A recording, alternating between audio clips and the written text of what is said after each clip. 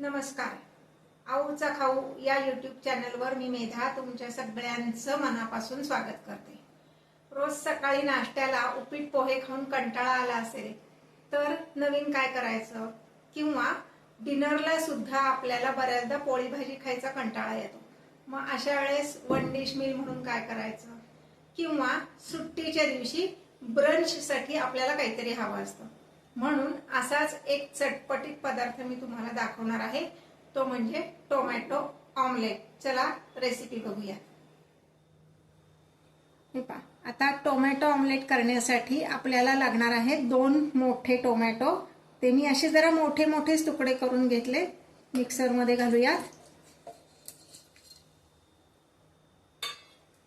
यामध्येच मी घालणार आहे 3 ते 4 हिरव्या मिरच्या आणि 5-6 लसूण पाकळ्या. किंचित त्यामध्ये आपण पाणी घालणार आहोत, प्युरी छान व्हावी म्हणून. फार नाही, एखाद दुसरा चमचाच पाणी घालायचे. आता मी हे मिक्सरला बारीक करून घेते. हे पहा, आता ह्यामध्ये आपण घेणार आहोत 1 मोठा बाउल भरून डाळीचं पीठ. टोमॅटो ऑमलेट म्हणलं की डाळीच्या पिठातच करतात, आणि जेवढं डाळीचं पीठ घेणार आहे त्याच्या निम्म तांदूळाचं पीठ घ्यायचंय. आता ह्यामध्ये मगाशी आपण जी टोमॅटो प्युरी करून घेतली ती घालणार आहोत. आधी या प्युरीमध्ये सगळं भिजवायचंय आणि मग लागलं तर आपण त्यामध्ये पाणी घालणार आहोत. पाणी लागणारच आहे, फक्त आधी टोमॅटो प्युरीत भिजवायचं आणि मग लागेल तसं पाणी घालायचं. आता मी ह्यात पाणी घालते. ज्या भांड्यानी आपण तांदूळ पीठ घेतली होती पिठी, त्याच भांड्यानी मोजून, किंवा ज्या ह्यानी डाळीचं पीठ घेतलं होतं त्याच भांड्यानी मोजून आपण पाणी घालायचंय. छान सरसरीत असं हे पीठ आपण भिजवायचंय.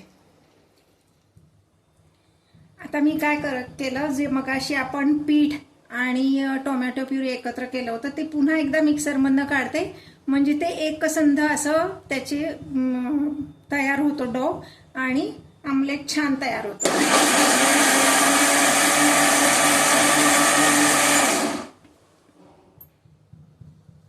हे पहा, असं छान तयार झालंय ते. त्यात कुठेही गुठळ्या राहत नाहीत आणि पाणी जास्ती घालायची गरज पडत नाही.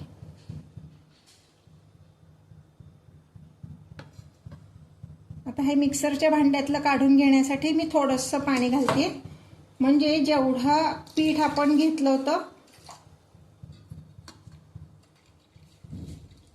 डाळीचं पीठ आणि तांदळाचं पीठ मिळून 1.5 वाटी किंवा 1.5 बाउल एवढं आपलं ते पीठ होतं.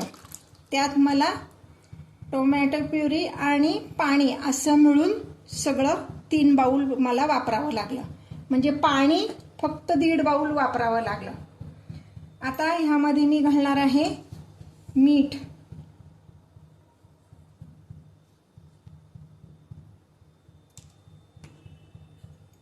यामध्ये घालायची आहे कोथिंबीर.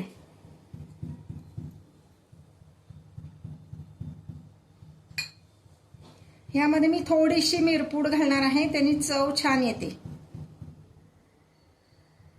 आणि लाल तिखट नाही घातलं तरी चालतं. टोमॅटो ऑमलेट करायचे म्हणल्यावर पुन्हा थोडासा तरी बारीक चिरलेला टोमॅटो हवाच, आणि थोडासा कांदा, म्हणजे 1 छोटा टोमॅटो आणि 1 छोटा कांदा. कांद्यामुळं काय होतं, जरा चटपटीत होतं. ऑप्शनल आहे, तुम्हाला हवं तर घाला, नाही घातलं तरी चालेल. आता हे मी व्यवस्थित मिक्स करून घेते. थोडंसं सुरुवातीला हातानेच मिक्स करा, म्हणजे मग मसाले किंवा मीठ जे काय आपण घालतो ना ते व्यवस्थित मिक्स होतं. आता हे आपलं बॅटर तयार आहे. हे बॅटर तयार होईपर्यंत मी गॅसवर एकीकडं तवा तापत ठेवला होता, त्यामुळं आता आपण हे लगेच करायला घेणार आहोत.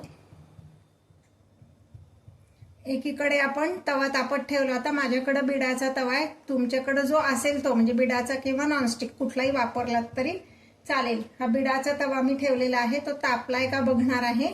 थोडंसं किंचित पाणी शिंपडलं की कळतं तापलाय का. हे असं चुरचुर आवाज आला की तो तापलाय असं समजायचं. आता ह्याच्यावर मी थोडंसं तेल घालणार आहे. तेल सगळीकडे व्यवस्थित पसरून घ्यायचंय आणि मग ह्यावर आमलेट घालायचंय.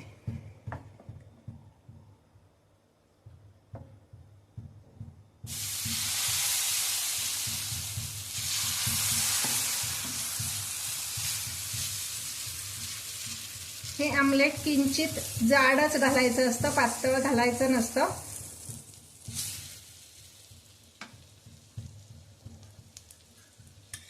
पुन्हा कढईने थोडंसं तेल सोडणार आहे आणि ह्याच्यावर झाकण ठेवणार आहे.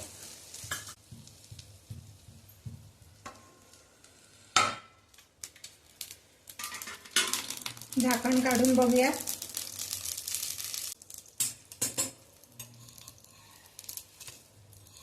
अगदी हे व्यवस्थित निघतंय. असं थोडंसं उलटून असं टाकूया. अगदी झटपट होणारा पदार्थ आहे.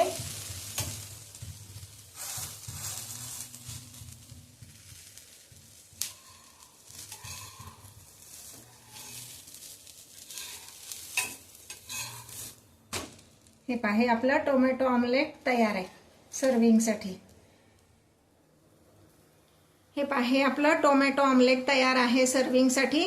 याबरोबर तुम्ही टोमॅटो सॉस, टोमॅटो केचप किंवा आपली खोबऱ्याची लसूण चटणी सुद्धा घेऊ शकता किंवा कैरीचं केचप पण घेऊ शकता. सगळ्याचे व्हिडिओ आपल्या चॅनलवर अपलोड केलेले आहेत, ते पण बघा.